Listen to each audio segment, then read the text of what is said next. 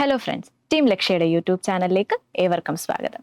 RRB group D exam notification വന്നത് എല്ലാവരും അറിഞ്ഞു കാണുമല്ലോ. ഇതുവരെയും അപ്ലൈ ചെയ്യാത്ത ഉദ്യോഗാർത്ഥികൾ ഉണ്ടെന്നുണ്ടെങ്കിൽ അവർക്ക് വേണ്ടിയിട്ടാണ് ഈ last date reminder video.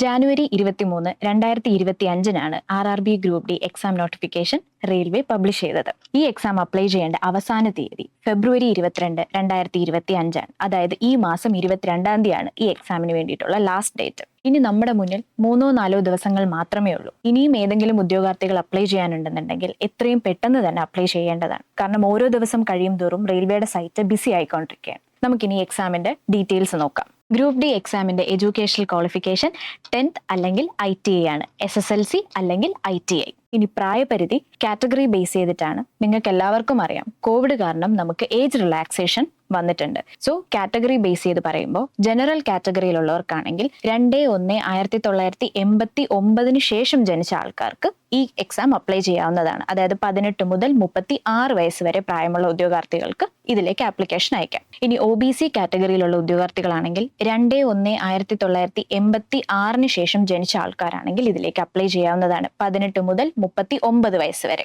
SC/ST കാറ്റഗറിയിലുള്ള ഉദ്യോഗാർത്ഥികൾ 2/1/1984 ശേഷം ജനിച്ച ആൾക്കാർ, അതായത് 18 മുതൽ 41 വയസ്സ് വരെ ഉള്ള ഉദ്യോഗാർത്ഥികൾക്ക് ഈ ആപ്ലിക്കേഷൻ അയക്കാവുന്നതാണ്. ഒന്നുകൂടെ പറയാം, ജനറൽ കാറ്റഗറിയുള്ള ആൾക്കാരുടെ പ്രായപരിധി 18 മുതൽ 36 വയസ്സ് വരെയാണ്. OBC കാറ്റഗറി 18 മുതൽ 39 വയസ്സ് വരെ. SC/ST കാറ്റഗറി 18 മുതൽ 41 വയസ്സ് വരെയാണ്. ഇനി നമുക്ക് ആകെ വേക്കൻസികളുടെ എണ്ണം നോക്കാം. ഓൾ ഇന്ത്യ ലെവലില് 32,000 വേക്കൻസികളാണ് RRB ഗ്രൂപ്പ് ഡിക്കുള്ളത്. അതിൽ 2,000 വേക്കൻസികളും ചെന്നൈയിലാണുള്ളത്.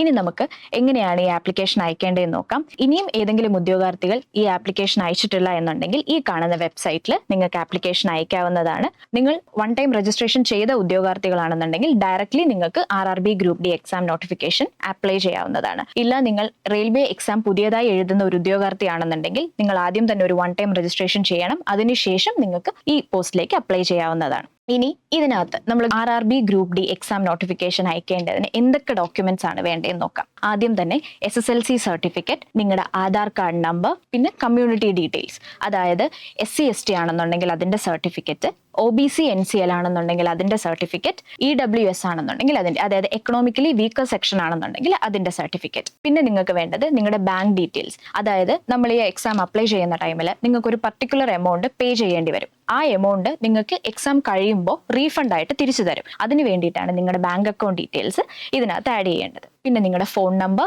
നിങ്ങളുടെ ഫോട്ടോ, നിങ്ങളുടെ സിഗ്നേച്ചർ.